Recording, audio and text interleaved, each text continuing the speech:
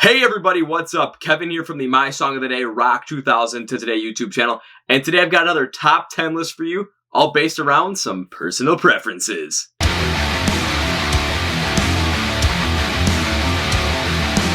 So if you've been keeping up with us on Instagram lately, you've been seeing that I have been going to a lot of concerts this year, primarily in the past couple of months leading up to this video. Now, with being at so many concerts and seeing so many bands, there's always times in between sets where it's kind of a lull point in the show. You're always wondering what's happening. And bands are always playing music in between that usually kind of fit their style, sometimes don't fit their style. But sometimes with those songs that they play, they can really amp up the crowd and keep the energy high. And some of them can really just kind of create more of a lull setting, more of a social setting. So I'll be focusing on the former rather than the latter.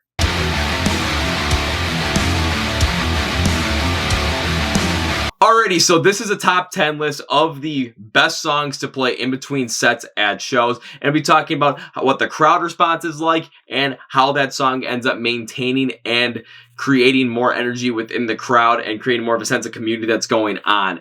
Now, I'm primarily be focused around rock shows and metal shows because that's what I know the most, and I've seen a lot of these in action, but don't be alarmed because we're not always going to get some rock songs or some metal songs. There might be some interesting ones in there, but let's get into it. Number 10.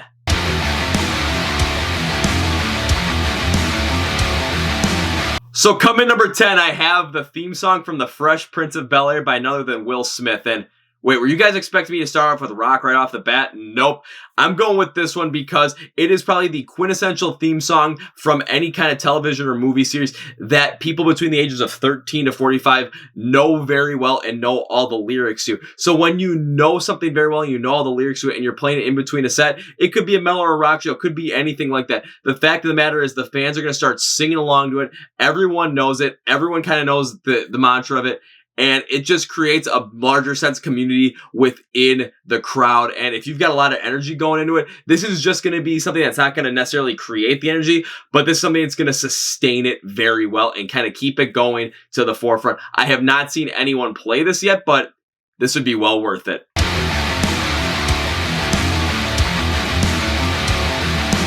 Alright, so coming number 9, I have the song Baby Got Back by Sir Mix-a-Lot. Again, this is a song that's a little bit more different than, any rock or metal because this is 90s hip-hop, and 90s hip-hop usually works well at any kind of show due to its known lyrical content and style and flow, and Baby Got Back is the essential one for that kind of a style because a lot of people especially know the intro, I like big butts and I cannot lie. Everyone seems to be getting into it and everyone has a lot of fun with it. I saw this one in action between I Prevail and A Day to Remember, and the crowd really feasted on this song incredibly well, and it kept the energy up because, again, everyone's having fun singing it, and it doesn't have to be, absolutely crazy. It could be something that's just fun to sing to, and this is it. And now let's go to number 8.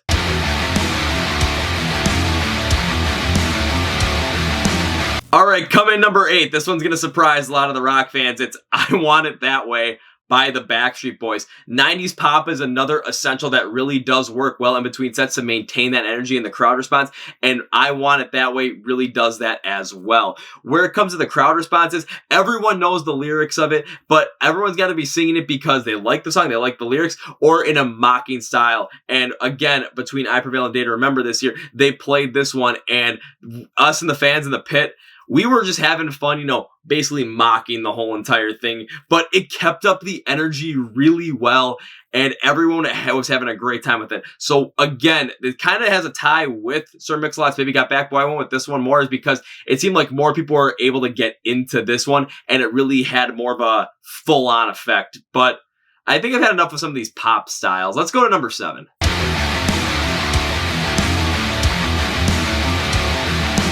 Okay, coming in number 7, I have the 90s rock song My Own Worst Enemy by the band Lit.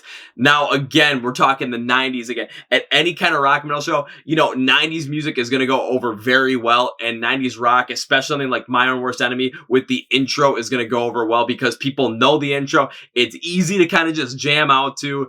And I saw that A Day to Remember play this as their kind of cover during their set. And I thought if they would have played this, beforehand, this would have done really well because, you got people yelling, "Please tell me me why.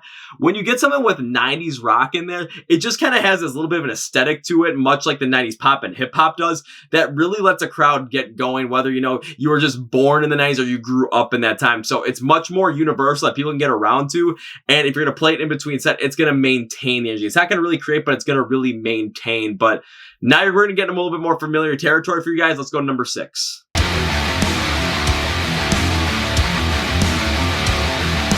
All right, coming number 6, I have to group a lot of these together. So for number 6, I'm going with basically any song you want to pick from Slipknot. Now, this is especially essential for hard rock and heavy metal shows that we're going to be really specifying for this one on. This was brought up to us during one of our Instagram live streams when I mentioned something like this. People are bouncing ideas off me. They said really anything by Slipknot because, again, people know Slipknot's style. If you play something like Psychosocial, Before I Forget, Duality, Wait and Bleed, you're going to get a lot of people that know those tracks and they're just going to sing it out and have a great time to it. And this is going to be something that can really up the energy, you know, leading into, say, a metal or metalcore show. So, or a set, I should say. So anything really by Slipknot really does work here in sense of, you know, creating more energy, but it's specific to hard rock and heavy metal.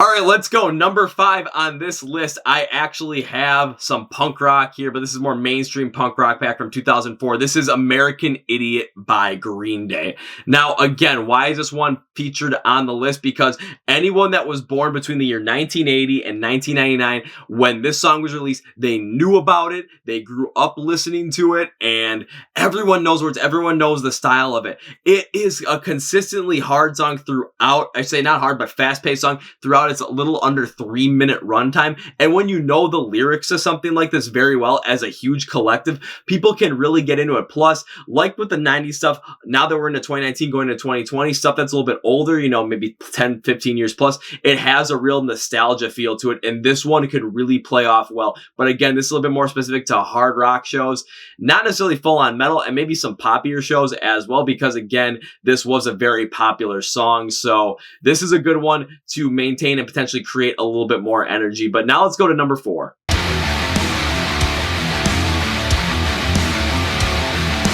Okay, coming at number 4, I have In the End by Linkin Park. Now, this is probably Linkin Park's most famous song to date, and it really does well in something like this, and it's a lot based upon Chester Bennington's vocals. Now, a little story for you guys. When I was going to Mars Island for 2019, I had my mini speaker with me on the ferry boat, and we were driving for about, floating for about 50 minutes from port to the island, and I had my mini speaker. I was playing a lot of Linkin Park. Right before we were about to dock, I was playing In the End, and it cut out right before the first part of the chorus, and the whole boat was singing the chorus. And this is where this one comes in because it's so well known. Chester Bennington's vocals are so well done on this track. But can you imagine 5,000 or 10,000 people at a show just, you know, maybe rapping Mike Shinoda's part, but then all of a sudden, you know, you hear, I tried so hard and got so far. Like, it really does well, especially with the emotion behind it after the unfortunate passing of Chester Bennington. It really adds onto it. And this is something that really brings the people together at a show. It's something that they're all going to sing together. So this is much more maintaining energy. And this one has a little bit more of a wider spectrum to go along with it across shows. But what about number 3?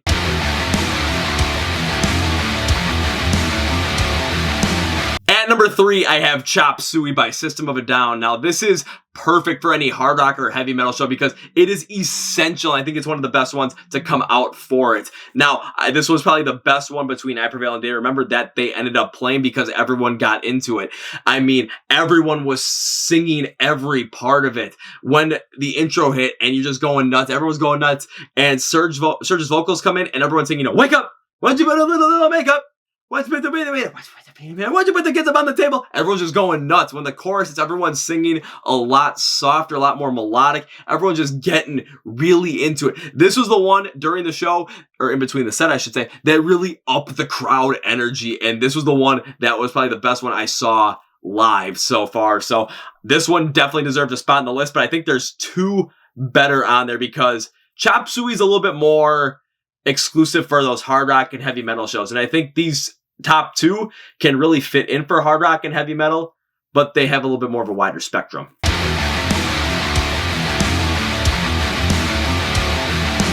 Okay, so coming in at number 2, we have the classic Queen track Bohemian Rhapsody. And again, this is based upon the operatic part. I've never seen this one done live before, but I have a little story for you. So Halloween 2019, my brother working at a college bar ended up dressing up as Freddie Mercury for Halloween. And during the busiest time in the bar, they played Bohemian Rhapsody. He got up in the bar and the whole bar was singing along with him. The video is kind of scratchy, so I'm not going to put it up because basically low quality. How does this really work though? Everyone knows the lyrics to this. Everyone knows the song. Everyone loves to sing along with the operatic part, and it's a sense of community that really brings in. And of course, at the end of the operatic part, you go full hard rock, and you're just going to be headbanging. Everyone's going to be having a great time to it. And the release of the Bohemian Rhapsody movie the prior year, with Rami Malek winning Best Actor for his portrayal of Freddie Mercury, of course, ups the ante on this. This song is an absolute masterpiece and deserves to be on a list like this because it's going to just up the energy and maintain it because everyone can get along to it. However, I think there is one song that beats it, so please let me explain why.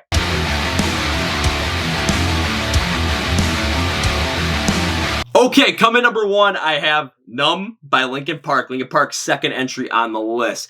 So, taking a look at it, this is one that does not stay specific to rock or metal shows. This is one that can be played at any show across the board and is going to elicit a huge response from the fans in the show. Especially if you take a look at the most streamed songs, most listened to songs on the internet for rock music. Numb is always in the top 10 even today, and usually number 1 as it was for November 2019. But why does this work? Again, like I said in the end, it's the emotion behind it, not only with what happened with Chester, but when people were listening to it, the emotion that they personally have behind it and what they were going through when they first heard the song, when they were prominently listening to the song. Everyone knows the chorus. Everyone loves to belt it out as well.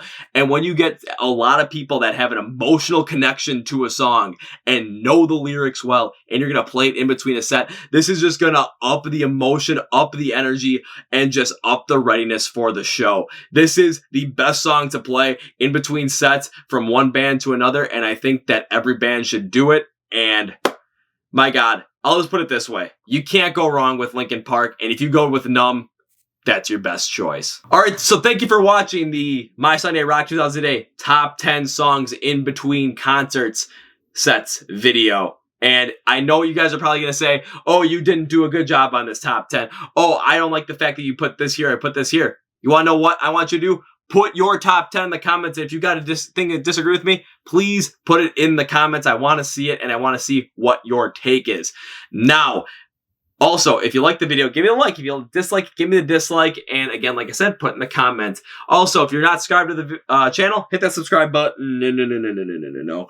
Hit the one in the corner and the bell icon to be notified when I release videos every single Wednesday. Now, also, follow us on social media like Facebook. You're going to find out anything you need to know on Facebook with any releases of anything. Videos, podcasts, whatever. Song of the Day features, whatever.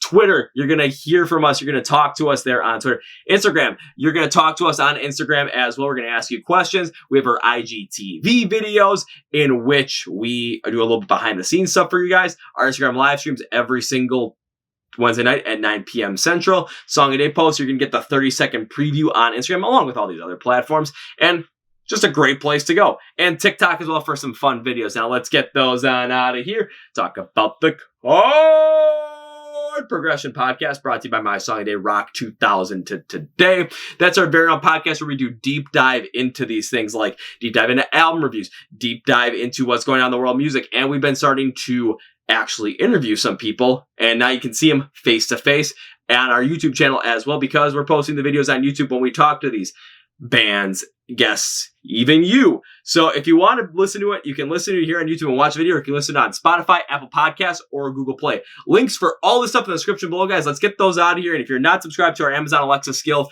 what in the actual hell are you doing? That's where you can hear the Song of the Day feature in full every single day. Every single day you get a brand new song, so you can rediscover that old band you used to listen to. You know, you can discover new music. And when it comes to small band Saturday, you can get in on these smaller bands before they make it big. So link in the description below. Go enable it on your device and say, hey, Alexa, play my song of the day. And she will. And lastly, I want to thank you guys for watching this video and supporting My Song Day Rock 2008. It means a lot to me. And that's it. This is Kevin from the My Song Day Rock 2000 Today YouTube channel and the whole entire project. Let's see if I can end this video right with the Milwaukee Brewers hat off my head. But see ya!